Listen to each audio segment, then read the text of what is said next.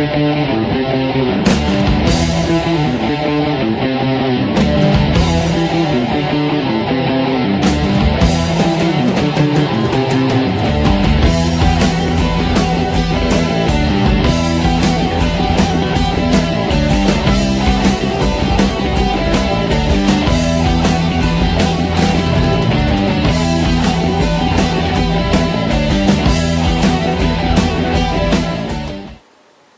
again. For my second video, I thought I would do a detailed history on the greatest gaming franchise in the world, Nintendo. Okay, so, Nintendo started as a small Japanese franchise by Fusajiro Yamauchi, near the end of 1889 as Nintendo Kobai. Based in Kyoto, Japan, the business produced and marketed a playing card game called Hanafuda. In recognition of its card-playing roots, the name Nintendo means leave luck to heaven. The cards, which were all handmade, soon began to gain popularity, and Yamauchi had to hire assistants to mass-produce cards to keep up with the demand. Fusajiro Yamauchi did not have a son to take over the family business. Following the common Japanese tradition, he adopted his son-in-law Sekiro Kaneda, later named Sekiro Yamauchi after the marriage. In 1929, Yamauchi retired from the company and allowed Sekiro Yamauchi to take over the company as president. In 1933, Sekiro Yamauchi established a joint venture with another company and renamed the company Yamauchi Nintendo & Company. Jeez, there's a few companies in there.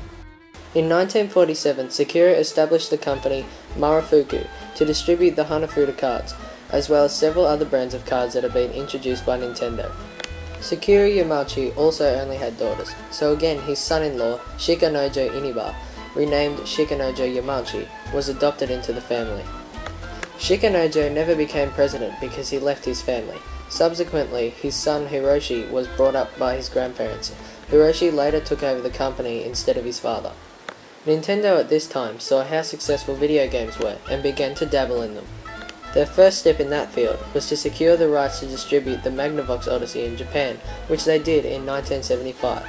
After experiencing reasonable success at this, Nintendo began developing its own video games, both for the home and for arcades. In the 1970s, Mitsubishi Electric proposed joint development of a color TV game machine.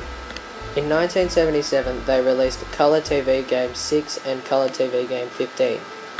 6 and 15 indicating the number of games. Their first video arcade game was 1978's Computer Othello.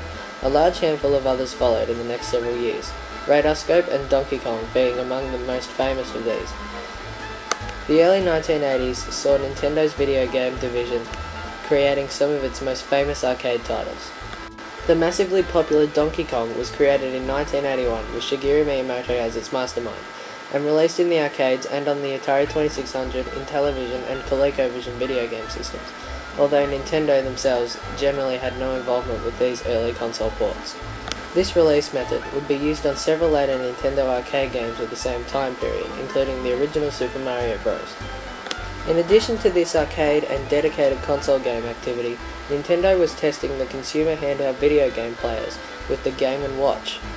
In July 1983, Nintendo released their Famicom system in Japan, which was their first attempt at a cartridge-based video game console.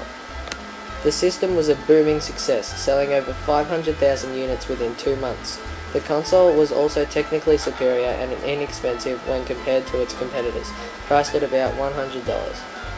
However, after a few months of the console selling well, Nintendo received complaints that some Famicom consoles would freeze when the player attempted to play certain games. The fault was found in a malfunctioning chip, and Nintendo decided to recall all Famicom units currently on the store shelves. By 1985, the Famicom had proven to be a huge continued success in Japan. However, Nintendo also encountered a problem with the sudden popularity of the Famicom. They did not have enough resources to manufacture games at the same pace that they were selling them. To combat this, Yamauchi decided to divide his employees into 3 groups, the 3 groups being Research and Developments 1, 2, and 3. Using these groups, Yamauchi hoped Nintendo would produce a smaller number of high-quality games rather than a large number of average-quality games. During this time period, Nintendo rekindled their desire to release the Famicom in the USA. Since the company had very little experience with the United States market, they had previously attempted to contract with Atari for the system's distribution in 1983.